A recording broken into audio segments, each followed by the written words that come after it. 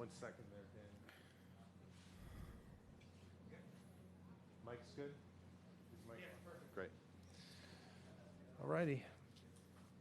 Good morning. Welcome to the 43rd Ryder Cup here at Whistling Straits. We are joined by Daniel Berger. Daniel, welcome to your first career Ryder Cup. You had a great year this year, finished third in one statistic I want to ask you about, birdie to bogey ratio. It was almost 2-1, third on the tour. But on the surface, that would seem to reflect, as it reflects your game, that might translate well into match play. Is that your hope? Is that the type of game you have? Yeah, I mean, listen, I think make more birdies and less bogeys is a good stat, but especially out here, you have to make birdies, and I think bogey avoidance is going to be big, and an alternate shot, that's going to be tough. But hopefully the conditions are challenging, and I think that suits Team America. All right, let's hit the floor for some questions. How about Jeff here over on my right? 19. Daniel, a lot of folks just feel you are built perfectly for this event. Why is that? Well, I think I'm fierce. I'm competitive. I think I got a taste of the team environment at the President's Cup at Liberty National, and it brought out a different side of me that I didn't really know that I had. So I'm imagining that this is going to be times 100. But I'm excited for it. I'm excited to represent the United States of America and to be a part of a great group of captains and assistant captains and teammates and guys that you're usually competing against on a day-to-day basis. And now, you're working with them to achieve a goal, which is something that, as individual athletes, we don't get very often. So it's a cool experience, and it's something that I've looked forward to for a long time. What about the match play dynamic? What about it do you love as far as just having one or two opponents that you're looking across from, and those are the guys you got to take down today? Yeah, I kind of equate it to tennis, which is something that I grew up playing, where it's you against one other guy, and you don't worry about the other 151 players in the field. It's just one mission, and that's to beat the guy that you're teeing off against, which is it's a different environment than what we're used to. So I think I got better at match play having played the President's Cup, and then this year at the match play, I figured out some things that I think are going to help me this week. Straight across to Rex, number 4. You mentioned statistics, and I know Steve has used some of them. Is there one that stood out to you? I know he said he used them as far as trying to come up with his pairings. Is there anything that he told you that maybe might have surprised you? I don't think any of it surprised me. I think a lot of the stuff that we went over, I had known that those were kind of my strong suits, and I think in the end, statistics are important, but I think a lot of what makes a good team is how you gel with your partner and how you guys get along. So I think that's a big factor in how the performance is going to go, is how you and your partner team up together. And what did you figure out at the match play, if you don't mind me asking?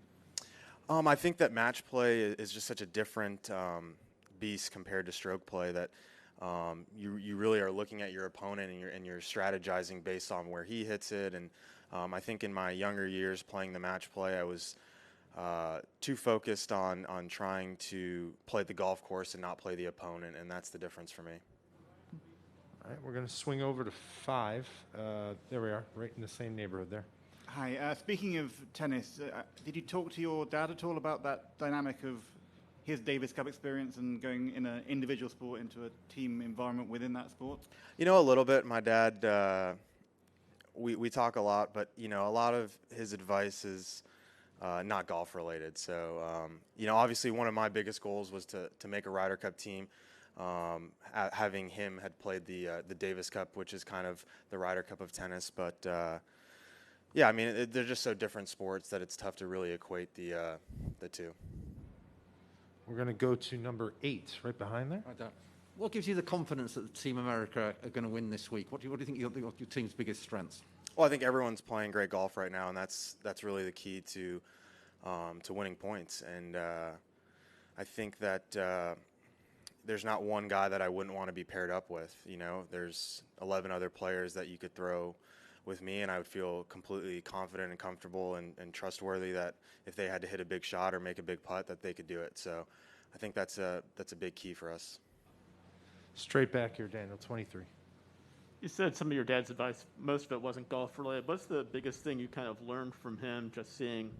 What is the biggest advice he's given you that's helped you in your career then? Hard work, dedication, putting the time in. I think I've said this before. I don't think, I'm the biggest. I'm not the strongest. I'm not the fastest golfer out here, but I'll outwork any of them, and that's, I think, my biggest asset. Jeff, on your left. Tony, before you was talking about the changing culture of American golf, and you have so many younger, fresh faces here. As you guys, for you maybe looking in on this event from the outside before now, is it kind of mystifying to see the results and how USA hasn't had success here? Yeah, I mean, I've tried not to focus on the losses, and I've spent a lot of time watching some video of their successes, the '99 Ryder Cup where Justin Leonard made that putt and Team USA running onto the green. But I think it's definitely become younger. You look at all the faces on Team America and they're just very young guys. I think Dustin's the oldest at 37 or whatever. So I think the notion that rookies can't come out here because they don't have the experience can kind of be thrown out the window, because all these guys are competing at the biggest events, the major championships, and winning big golf tournaments, and that's all it comes down to is being able to perform at the highest level. Straight across number 5. And just on the 6 rookies, is there any particular kind of camaraderie between that group of you within the team, or how is there a dynamic among you? I would say, if you're asking if there's like any rookie hazing, not really, but no. I mean, listen, there's the guys that have played multiple Ryder Cups, Dustin Johnson, Brooks Koepka, that Jordan Spieth, that we're all looking for advice if we have any, but we know what we have to do and how we have to prepare to play well, and that's what we're going to do. 7, right behind. You touched on it just earlier, but is it going to be? Are you making a sort of trying to keep your emotions in check is going to be quite difficult? Have you kind of got anything planned to try and do that, or are you just going to sort of go with the atmosphere because it's going to get pretty raucous out there? No, I'm excited for it. Honestly, the toughest part about this week is waiting to tee off on Friday. Like, I'm ready to go. I want to play golf. I want to play as many times as I can, and I feel like that's the mindset for everybody. We just want to play. No one wants to sit.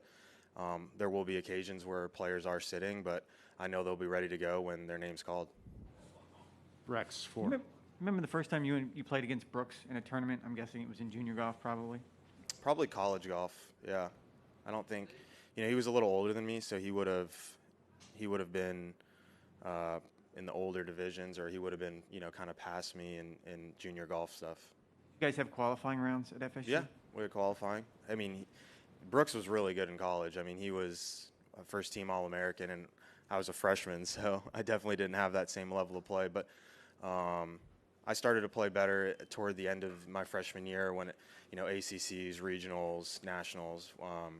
So, I mean, yeah, he was a very good college golfer. I'm just curious if you guys had any kind of bouts during qualifying. I mean, just where you guys would go head-to-head on the course. No, he was definitely he was definitely a better golfer. I mean, when I was there my freshman year, he was a senior. He was just a better golfer than I was. I feel like, I kind of developed late. My second year in college is where I really started to pick things up and started to, become better. And kind of the rest has gone the way I thought it would. Right next door, number 3. Just out of curiosity, how important is it to get off to a good start with the short 4-on-1, the par 5-on-2, and then the par 3-on-3? Yeah, I think those are key holes. I think an alternate shot, those are going to be key holes. I think the tougher part of the golf course is on the back 9. And so you're going to see some birdies early on in the alternate shot format, and then it's going to kind of be more of holding on toward the end. I just think that the back 9 presents a lot more challenges than the front 9 does. One more question about the tennis and playing doubles. You said it reminded you of it, mostly of foursomes, I would imagine. But what similarities do they have that you drew from as you walk in that room, or you did a few years ago in Australia? Well, I played in Liberty National in New York. But tennis is a very individual sport. I didn't play much doubles, but and I wasn't that great of a tennis player, but people somehow think I am. But no, listen, it comes down to to being prepared and showing up on the first tee ready to go. And I think the early practice session that we did here on Sunday and Monday last week was a huge key for us. I think like yesterday, I didn't play golf. I just walked and chipped and putted a little bit, and I think I wouldn't have been able to do that had I not been here early to see the golf course. I mean, I played the course at the PGA Championship in 15, but you know, that was a long time ago. So we're all ready to go. We're ready for that first tee shot on Friday. Well, thanks so much, Daniel. Have a great day and a great stay here in Wisconsin. Thank you. Thank you.